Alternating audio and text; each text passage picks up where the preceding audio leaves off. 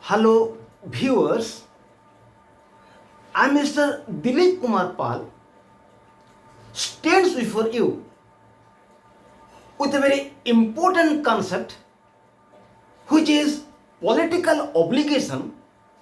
It is found in +3 second semester paper number 3, and the name of the paper is Political Theory, Concepts and Debates. So far as political obligation is concerned, we will discuss mainly about its meaning.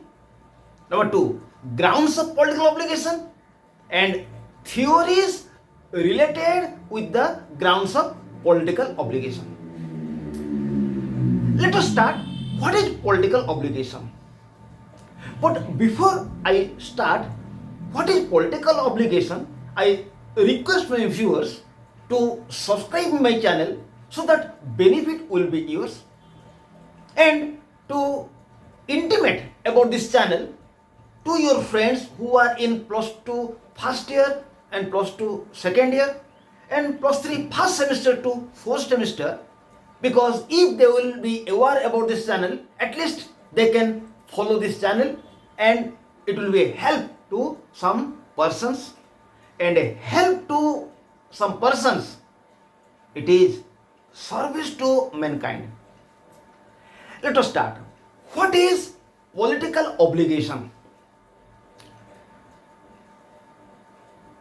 A government will function in a better way at that time whenever there will be a good relationship between the ruler and the ruled. Unless there will be a good relationship between the ruler and the ruled, a government cannot function in a better way. So in the field of ruler and ruled relationship, there are a lot of rudimentary or basic concepts like rights, liberty, equality, law, political obligations, and many more. But among the basic concepts relating to ruler-ruled relationship, political obligation is a very vital concept. So, what is political obligation? Political obligation means, in simple language, it is the plus of two words. One is political, other one is the obligation. Political means the state or the government of the state or the process of authority.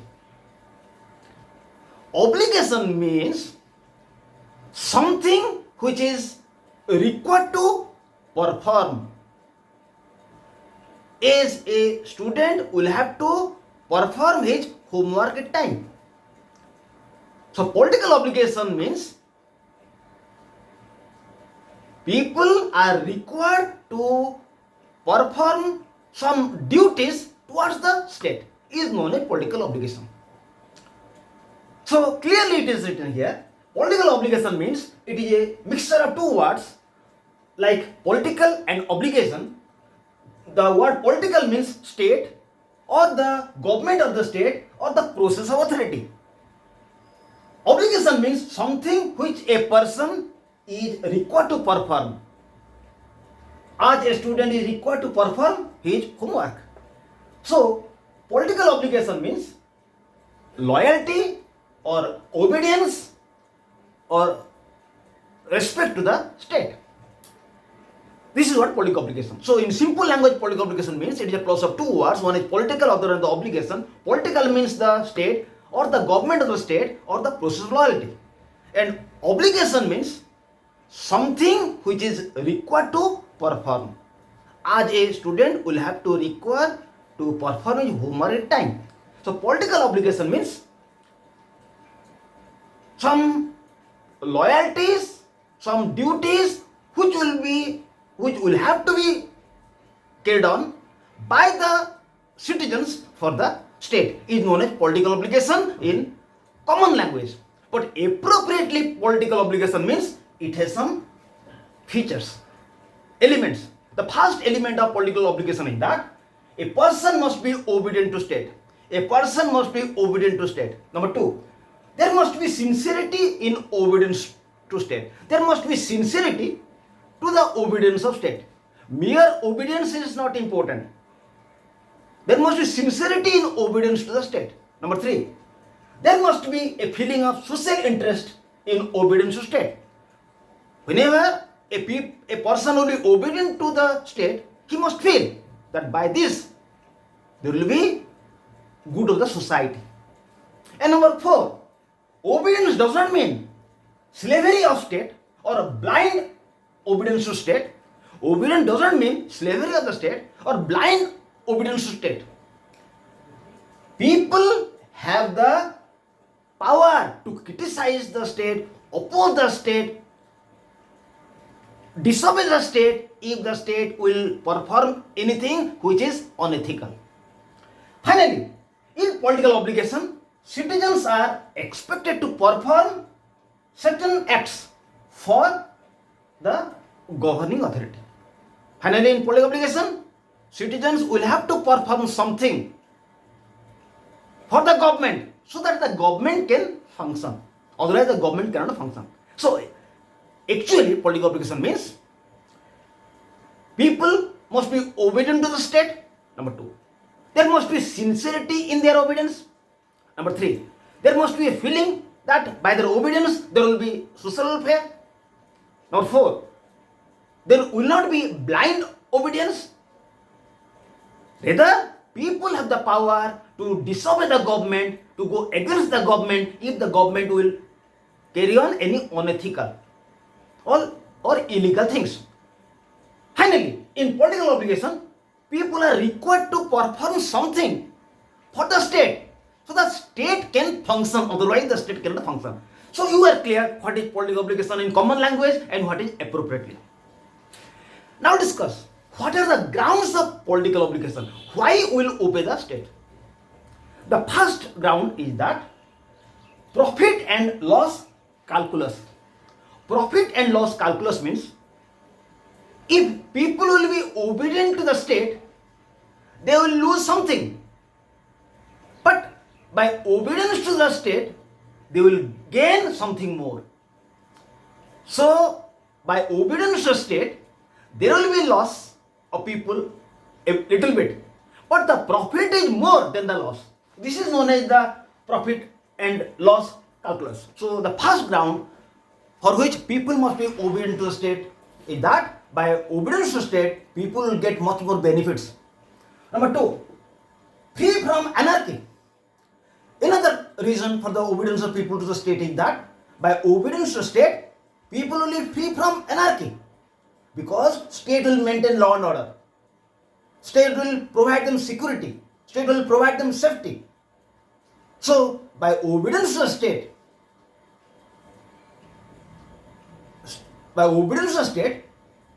people will get better safety and security. Number three, multi-complex human nature. Multi-complex human nature means human beings have a lot of qualities within them. But these qualities cannot germinate by itself. They can be germinated with the help of associations, with the help of different associations within the state.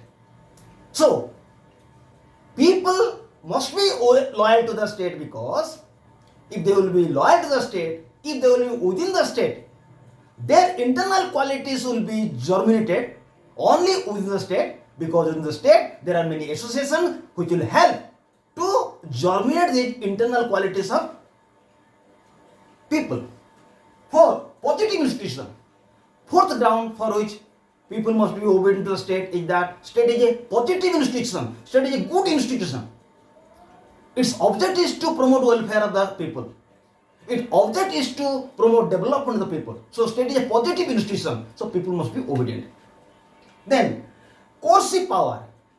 People must be obedient to the state because if they will not be obedient, if they will violate rules and regulations of the state, they will be punished. Because state has coercive power to give punishment. Then, government voted by people. People must be obedient to the state because state works through the government. And that government is voted by people. That government is of the people. If people will not be obedient to the state, means they will not be obedient to the government to which they have selected. And finally, protection of security of the rights. Another reason, the seventh reason is that people must be obedient to the state because state will protect their rights. If they will not be obedient to state, state cannot function and state cannot protect their rights. So for the sake of protection of the rights, people must be obedient to the state. So we are clear what is political obligation in common language, what it is appropriately, and what are the grounds of political obligation. Now I'll discuss. There are some theories which are related with the grounds of political obligation. The first theory is divine origin theory. It is popularized by the Stuart kings like James I, Charles I in between 1603 to 1649. This theory speaks that state is a divine creation and it is ruled by kings who are divine agents. So if people will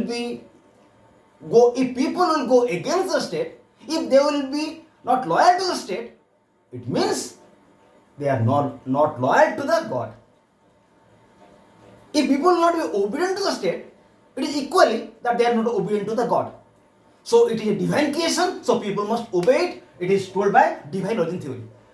Second one is the force theory. Force theory has been popularized by Trotsky, Nietzsche, Oppenheimer. This theory speaks that state is a product of tribal wars.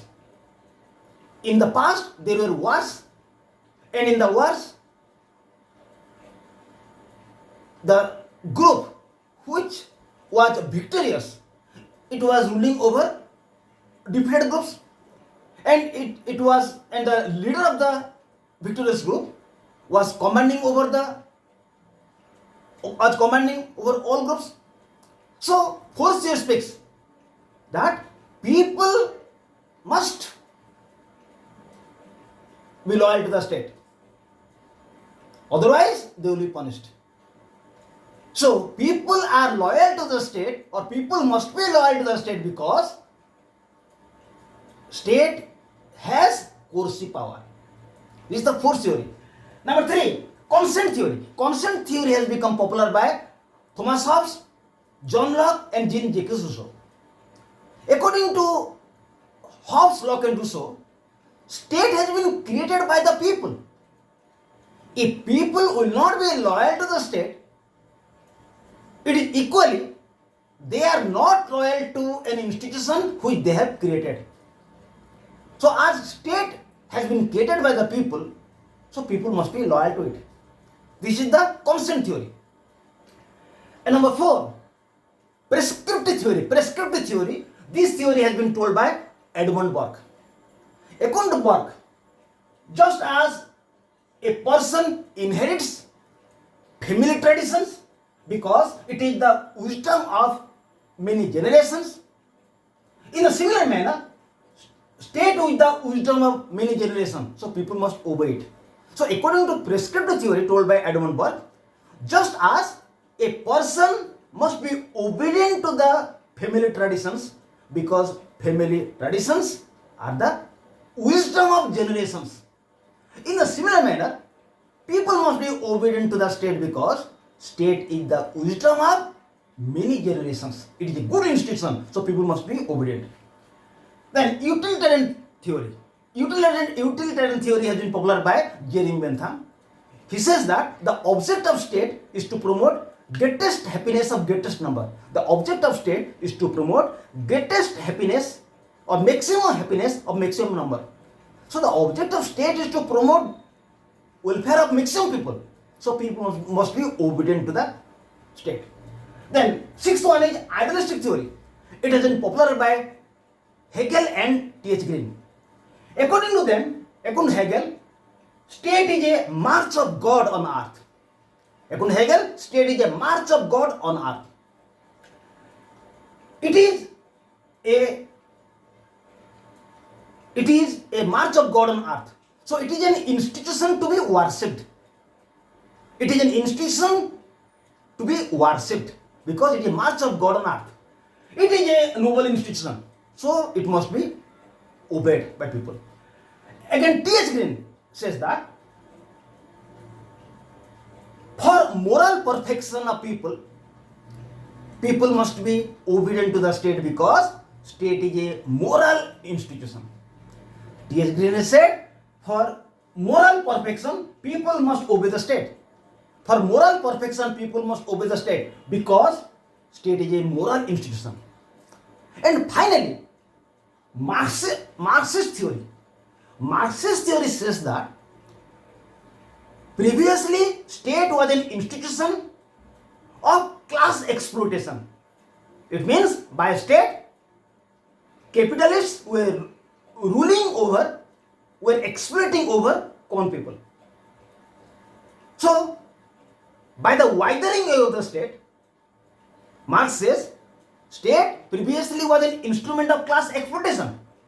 So, state will have to be wiped out. State will have to be abolished. In place of state, a communist society will be established which will work for the people, which will work for the good of the people. So people must obey the communist society. It is the governing body. If they will obey the communist society, it will be better on its part to carry out its work. So in this video I have discussed what is political obligation, what are the grounds of political obligation, then theories related with grounds of political obligation. I request my viewers to watch this video attentively and make best use of this video. Thank you. Goodbye to all.